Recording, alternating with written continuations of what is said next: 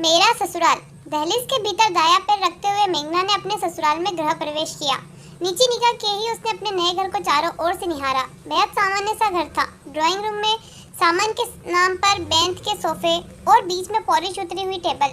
नई बहू से गृह प्रवेश की सारी रस्में अदा करवाने के बाद उसकी सास और नंदे रसोई में चली गई। उनके पीछे पीछे मेघना भी रसोई में ही आ गई। उस समय उसकी सास फुलके सेकने में लगी थी। बड़ी ननद थालियों में खाना लगा रही थी तो छोटी बर्तन निकाल रही थी। स्पष्ट था कि घर का सारा काम हाथ से ही किया जाता है। उसने निगाहों से पूरे रसोई घर का जायजा लिया। रसोई में दालें, मसाले आदि सामान, चाय, बॉर्नविटा, च्यवनप्राश, घी और अन्य सामान के खाली हुए तरह तरह के डिब्बे डिब्बियों में भर रखा था। गैस से सटी हुई दीवार के सामने बनी अलमारी में एल्यूमिनियम की पुरानी कढ़ाइयाँ व कुकर बर्तन आदि रखे थे, जिनके नज़र के मन में भी काले धब्बे छोड़ते जा रहे थे। खाने के बाद ननद ने उसके कमरे में जाकर आराम करने को कहा तो अकेले में आकाश के साथ समय बिताने के ख्याल से उसे थोड़ा सुकून मिला। पर कमरे में पैर रखते ही अपनी कल्पना से बिल्कुल परे साधारण से कमरे को देखकर उसका मन और भी भारी हो गया। उसने इतने साधारण घर परिवार की कल्पना भी नहीं की थी। उसे एक ही झटके में अपने रूपहले सपने चकनाचूर होते नजर आए। वह जब से आई थी मन ही मन हर बात में ससुराल की तुलना मायके से किए जा रही थी। आकाश ने मेघना के चेहरे की उदासी पढ़ ली थी। तुम कुछ परेशान लग रही हो मेघना। मेघना ने कोई जवाब नहीं दिया, बस उसकी आंखें भर आई। कहना चाहती थी, तुम तो मुझे कहते थे रानी बनाकर रखूंगा, यह है तुम्हारा राजमहल, लेकिन कुछ कहा नहीं। आकाश के बार बार पूछने पर न चाहते हुए भी मेघना के मन का बांध फूट पड़ा।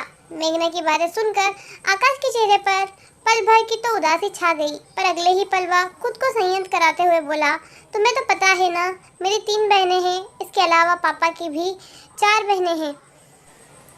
पापा की छोटी सी नौकरी, उनकी जो भी जमा पूंजी थी उसमें तीनों बेटियों की शादियां निपटाई। तब तक तो बहनों के बच्चों की शादी में मायरे भरने, बेटियों के बच्चों के जन्म पर छूछक भरने का समय आ गया। इन सब के लिए उन्हें कई बार कर्ज भी लेना पड़ा। जब से मेरी नौकरी लगी है, इन सब जिम्मेदारियों में मैं पापा का हाथ बटाना मेरा भी फर्ज बनता है। शादी से पहले मैं मकान के रिनोवेशन का सोच भी रहा था, पर मेरी सेविंग अपनी शादी में लगाना पड़ी। तुम मेरे जीवन का संबल हो, तुम मेरे साथ हो तो मैं जिंदगी की हर जंग लड़ जाऊंगा। तुम्हें मुझ पर विश्वास है ना। मेघना ने जवाब में धीरे से अपना सिर हिला दिया। मेघना का मूड बदलने के लिए आकाश उसे अपने बचपन और कॉलेज के दिनों के फोटो दिखाने लगा। थोड़ी देर बात करने के बाद उसे लगा कि मेघना शायद सोना चाहती है। थकी हुई मेघना को तुरंत नींद लग गई। जब उसकी नींद खुली तो आकाश कमरे में नहीं था। उसे खुद पर बहुत गुस्सा आया कि उसने आकाश का दिल दुखाया है। वह तो कितनी खुश नसीब है जो उसे आकाश जैसा जिंदा दिल और प्यार करने वाला जीवन साथी मिला है। 100% तो कुछ नहीं होता, वह खुद भी नहीं है। जरूरी नहीं कि शादी के बाद सब कुछ मन मुताबिक मिले। आकाश एक प्रोफेशनल है, बहुराष्ट्रीय कंपनी में बड़े पद पर है। उसके घर परिवार में उसकी प्रतिष्ठा है। तुलना करे तो वह आकाश से कम पढ़ी लिखी है। वह नीचे आई तो नानी की छोटी बेटी उसकी गोद में आकर बैठ गई और पूछने लगी, मामी जी, खाना बनाने की लछम में आप क्या बनाने वाले हो? भाई जमकर बारिश हो रही है, हम तो तुम्हारी मामी के हाथ के बने पकोड़े और हलवा खाएंगे। उसके जवाब देने से पहले ही बड़े जीजाजी बोल पड़े। सबकी नजरें मेघना पर टिकी हुई थी। वह एक पल को तो असमंजस में पड़ गई, फिर उठकर ऊपर चली गई। आकाश के साथ साथ वहाँ बैठे सभी लोग प्रश्नवाचक निगाहों से उसे जाते हुए देखने लगे।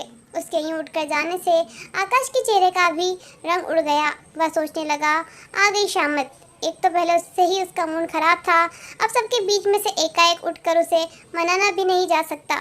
कुछ मिनटों के बाद मेघना नीचे आई तो वह भारी सिल्क की साड़ी की जगह हल्की प्रिंटेड साड़ी पहने हुए थी। आकाश से नजरें मिली तो आंखों ही आंखों में उसने आकाश को दिलासा दी कि चिंता मत करो, जिंदगी की हर जंग में मैं तुम्हारा साथ निभाऊंगी। और अपनी साड़ी का पल्लू कमर में खोस नई बहू का फर्ज अदा करने रसोई की ओर चल दी। उसकी मीठी मुस्कान से आकाश के उदास चेहरे पर इंद्रधनुषी रंग बिखरे हुए थे। अगर कहानी अच्छी लगी हो तो प्लीज़ मेरे चैनल को सब्सक्राइब करें। Please subscribe my channel.